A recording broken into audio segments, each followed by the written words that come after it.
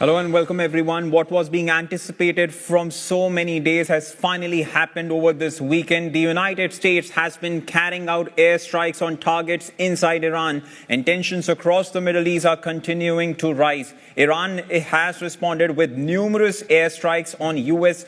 military bases across the Middle East, such as Bahrain, Qatar, and Saudi Arabia. And to discuss this further, joining me from Paris is the American-Iranian journalist Borso Daragahi to talk us through the latest developments and what they really mean. My first question to you is going to be very simple, Borso. How close are we now to a wider war between the United States and Iran?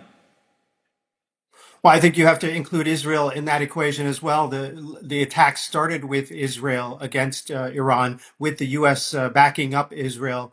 I think that we're already in a wider war. It's not that we're close to one. The conflict has escalated so quickly. We already have video footage of plumes of smoke rising from everywhere, from northern Israel to Iran to the Gulf cities. So I think that this has escalated very quickly, and it's already a kind of regional war. The question is, will for example, Gulf states participate in the war against Iran now that their territory has come under attack vis-a-vis the attacks on the U.S. bases in their countries?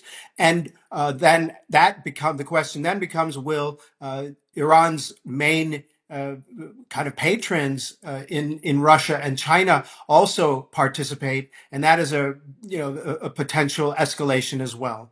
And what sort of continuous response should we expect from Iran and the United States over the course of next few days? Well, like I said, it's not just the United States. Israel is the one that was pushing for this war, and Israel is also being targeted by Iran. It was the first target by Iran at this point. So you're going to see more escalation. The U.S. officials say that this war will take days at least and not hours. So you're going to see more rounds of escalation. There have already been reports of civilian casualties. There is some horrific footage of a school in southern Iran that was hit by either an Israeli or U.S. airstrike or possibly an errant Iranian missile. We're not confirmed what has happened there. What we know is that a lot of people were killed and injured, including children. Yes, Paul. So we also at South Era Network have been are flooded with so many videos, but at South Era Network, we just want to verify videos before putting them out, abiding by journalistic integrity and responsibility. Now, I'll come back to you for your quick final comments on the regional tension, but how worried should the rest of the world be about this escalating further? Well, I think the world is very worried. There is going to be a huge spike Monday morning. Oil markets will open. There will be a huge spike in prices. There are threats by the Houthis to close the Bab el Mandeb. That is the kind of the strait that connects the Red Sea to the rest of the world. That will put a hamper on oil revenues and oil sales worldwide. There's also a threat by Iran to close the Strait of Hormuz. That will also impact global prices.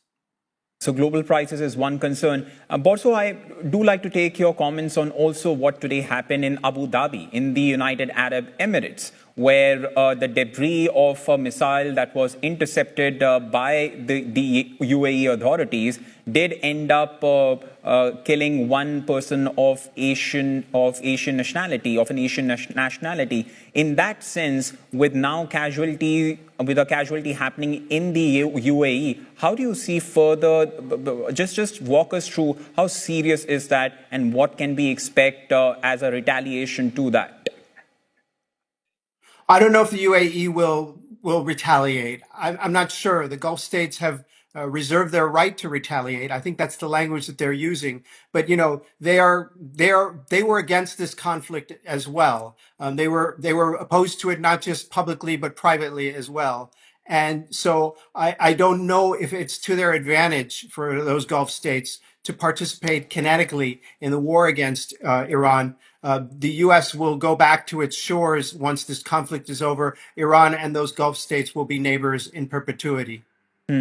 I would like to take this opportunity to also read out this statement, Borso, which has been released by the Ministry of Defense of the United Arab Emirates. And the ministry says, and I'm quoting directly from the statement, that we intercepted missiles that were launched by Iran today. The ministry stressed that the targeting constitutes a blatant violation of national and international law, affirming the UAE's full right to take all necessary measures to protect its territory and people and to safeguard its security and stability.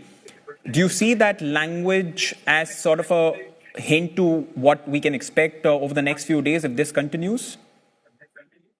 No, as I said, that they will, as that statement said, and I had read it before it as well, they reserve their right to defend themselves.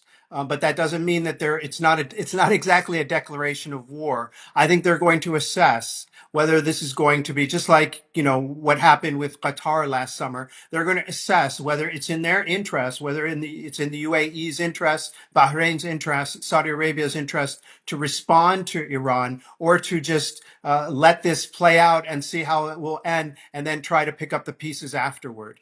Of course, this is happening also along with what's happening not very far away from Iran, that is in Afghanistan and Pakistan, where both those countries, the tension between those two countries are also escalating with every passing minute. Thank you so much, Borso Daragahi, for helping us understand the intricacies of this story. At South Era Network, we'll continue to follow and update you with verified information. Thanks so much for watching.